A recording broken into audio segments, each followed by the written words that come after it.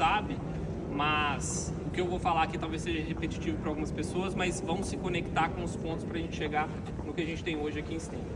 Então, voltando na história, não sei se vocês sabem, mas aqui antigamente, vou trazer lá para os anos 1800 e pouquinho, tá? Não existia praticamente nada. Tudo nos Estados Unidos era na costa leste, né? As empresas, universidades, as primeiras descobertas, né, desse continente foram vindo dos europeus, obviamente, pela costa leste.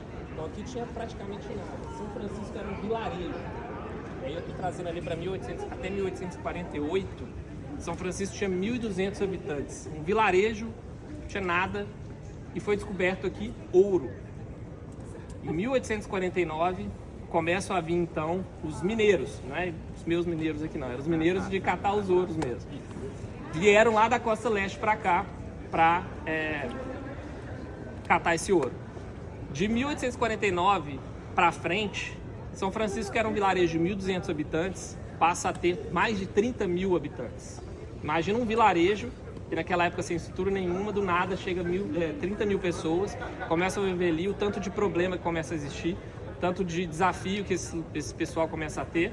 Só que aí entra junto disso, né, como vocês estão aqui, onde tem problema, tem empreendedor.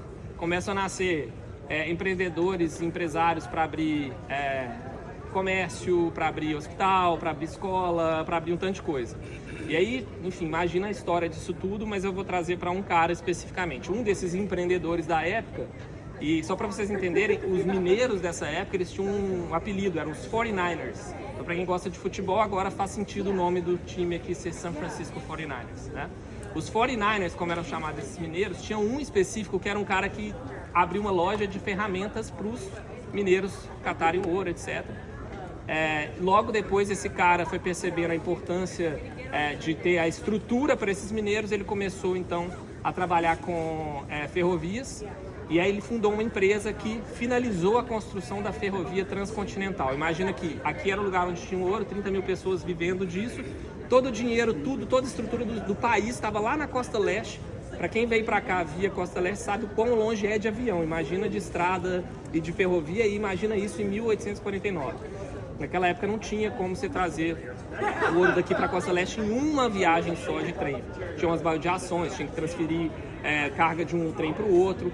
E aí quem gosta de filmes de Velho Oeste lembra que foi essa época que tinha os saques, etc. Enfim.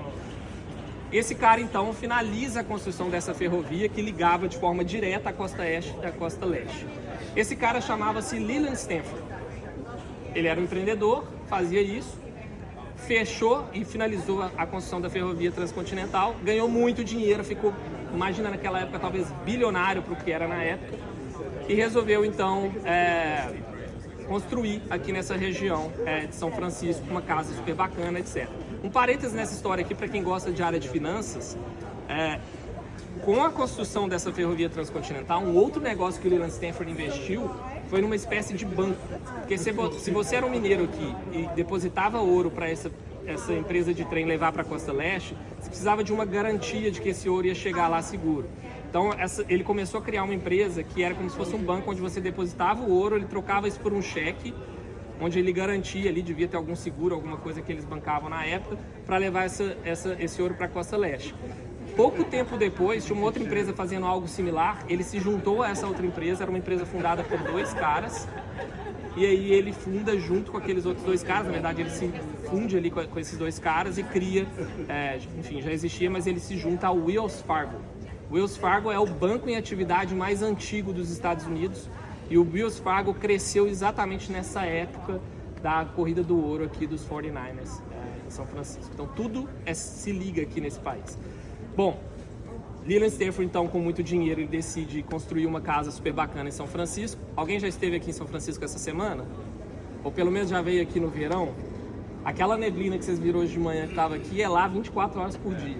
Então ele deve ter pensado assim, cara, eu não vou ficar aqui, não dá. E aí ele viaja, sei lá, 40 minutos, que é o que vocês demoram hoje em dia, naquela época devia ser mais, tudo bem, de lá pra cá e ver esse céu aqui qualquer época do ano. E ele fala, não vou ficar aqui. Só que aquela época, gente, essa região aqui não tinha porcaria nenhuma.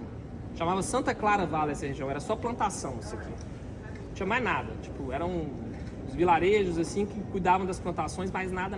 Só que uma um clima aqui maravilhoso, né? Muito mais... aqui na época do verão, eu falo de junho até setembro, dá uma diferença de 10 graus de São Francisco para cá, e é impressionante a diferença. Então, o que ele decide? Com muito dinheiro, ele fala, cara, vou comprar uma fazenda nesse lugar. E aí, obviamente, não precisa nem ir lá longe na história, vocês imaginarem que a fazenda é onde a gente estava. Por isso que a gente chama esse lugar de The Farm. Aqui, carinhosamente, vocês vão ver camisa escrito Farm, sei lá o quê. E a gente, os brasileiros principalmente, fala que a gente está na fazendinha. Ah, voltei para a fazendinha, etc. Então, ele constrói aqui essa fazenda. E aí, uns anos depois, Leland Stanford e a Jane, que era a esposa dele, tinham um único filho. Esse único filho que eles tinham estava fazendo uma expedição na época na Itália, com 15 anos de idade, pega uma febre tifoide e falece aos 15 anos de idade. Então, Leland Stanford, o único filho dele, morre aos 15 anos de idade. Ele fica desolado, toda a fortuna que ele tinha, que naquela época ele ia doar para o filho para fazer a educação do filho dele, algo que é comum, inclusive nos Estados Unidos, sempre foi, de educação ser muito cara e ter a doação de família. Aqui o americano nasce já com uma poupança da família para pagar a faculdade. Inclusive o Trump está trazendo uma proposta nova aí que vai doar $1.000 para o filho que nascer para pagar a faculdade, porque, e a gente vai entrar no assunto depois de educação, que eu acho que é muito legal, mas ele então, poxa, fica devastado pela morte do filho, e ele decide então com aquele dinheiro, e aí que eu vou trazer duas histórias. Uma delas é real, não sei qual é, mas eu acho que tem uma que é real. Ele pega esse dinheiro e fala, vou lá para a Costa Leste, porque lá que estão as universidades, e eu vou tentar trazer esse dinheiro como doação para essas universidades, para que de alguma forma eu invista isso em educação. Aí tem uma história que ele tenta doar para Harvard, Columbia, etc., não consegue, porque o pessoal não acreditava que ele tinha esse dinheiro, por ele ser um roceiro da época, ou por ele ter talvez exigido muito do pessoal. Eu quero que vocês façam uma homenagem para o meu filho através de uma estátua, eu quero que vocês façam uma homenagem para o meu filho com o nome de um prédio, e a gente vai falar disso também. Enfim, ele não consegue, não faz. E tem outra história que eles falam que é mais real, que na verdade ele realmente tentou negociar uma doação, mas no final ele percebeu que talvez era melhor ele construir uma escola dele aqui na Costa Oeste, e aí ele traz a ajuda na época do reitor de Harvard para começar Stanford em 1891. Resumo da ópera, ele abre então a escola dele, só que a escola dele é 100% voltada para 3 pontos. Uma escola que fosse sem fins religiosos, ou seja, não tinha nenhum vínculo religioso. Naquela época, a maioria das escolas eram ligadas a alguma religião, então ele não queria isso.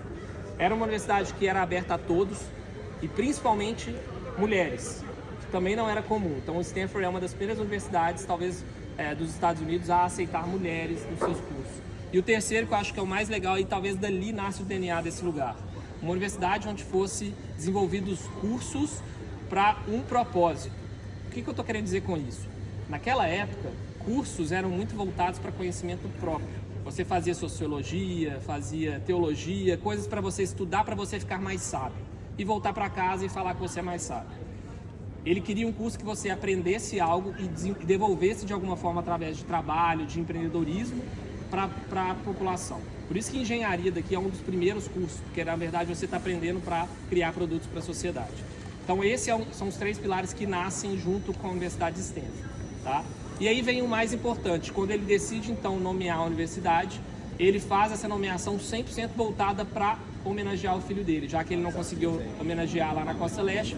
Então, para vocês entenderem, Stanford University não se chama Stanford University. Se vocês olharem qualquer emblema, e a gente vai passar ali daqui a pouco, vocês vão ver, Stanford University, o nome completo é Leland Stanford Junior University. A Universidade de Stanford até hoje tem o nome do filho dele. Então, tudo isso aqui foi para homenagear o filho dele. Leland Stanford morre pouco tempo depois, a esposa dele, Jane, assume e ela consegue, obviamente, continuando com aquela ideia, com a ideação dele desse lugar, tocar junto com a ajuda de outras pessoas mega importantes que vão aparecendo por essa região. Muitos acontecimentos históricos se juntam a essa história para fazer com que Stanford tenha se tornado o que é hoje. Eu vou falar um pouquinho para vocês disso. Vou mudar um pouco agora, vou trazer um pouco para os dias de hoje para vocês entenderem onde a gente está.